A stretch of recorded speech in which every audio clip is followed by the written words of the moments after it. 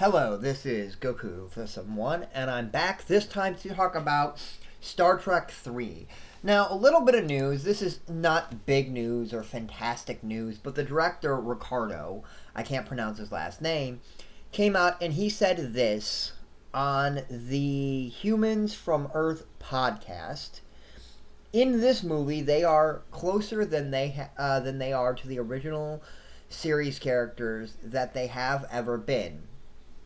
They have set out on their 5-year mission, so their adventure is going to be in deep space. Now, that's not much information. That doesn't tell you anything about the story, but I'm going to give you where I'd like them to go, what I'd like to see in the new movie. And originally, I thought a different route, and I'll get into that in a minute, but I want Cardassians. Why do I want the Cardassians? Well, first of all, is they are in deep space, relevant to this period in the timeline, and so it's perfect. You can do something. You can have them interact with somebody earlier than they should have, and alter the timeline that way, and go fun. Because if you're gonna do this, you gotta alter the timeline. And Cardassians are fun. They're not my favorite villain by far. I originally wanted them to do my favorite villain, and this is the reason why I want them to go Cardassians, because my favorite villain is the Borg, and I'd love them to have the Borg, but the Borg's too powerful. The Borg would wipe them out. It took a fleet, and they got destroyed to handle the Borg. Like, a fleet got destroyed, and those ships are 100 years or 80 years more advanced. They're 80 years more advanced. And so, yeah, the Borg would be, they would have to come up with some contrivance of how they can defeat the Borg without having any idea of who they are, and like they did in Enterprise, which nothing in Enterprise is really that good until Season 4, so yeah, there's that.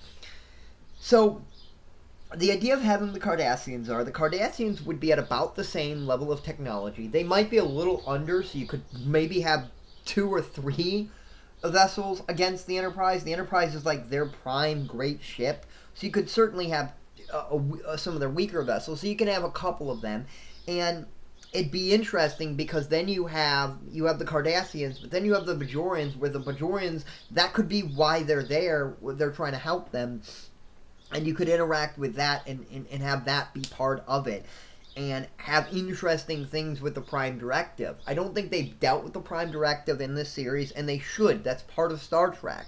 That what we are allowed to do and what we should do, and at what level do we disobey these rules that we have set up to help people that need help.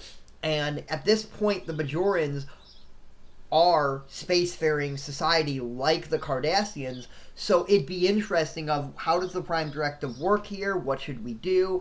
I think this works on every single level, and yeah, could they go and could they do something new, a race that we've never seen? Absolutely. Do I want to see that? No, because the whole point of doing something that is prior to that is in the past of what we already know, and doing an alternate thing, is to take events that we know, and this is how it happened, and change them and see how these ripple effects happen.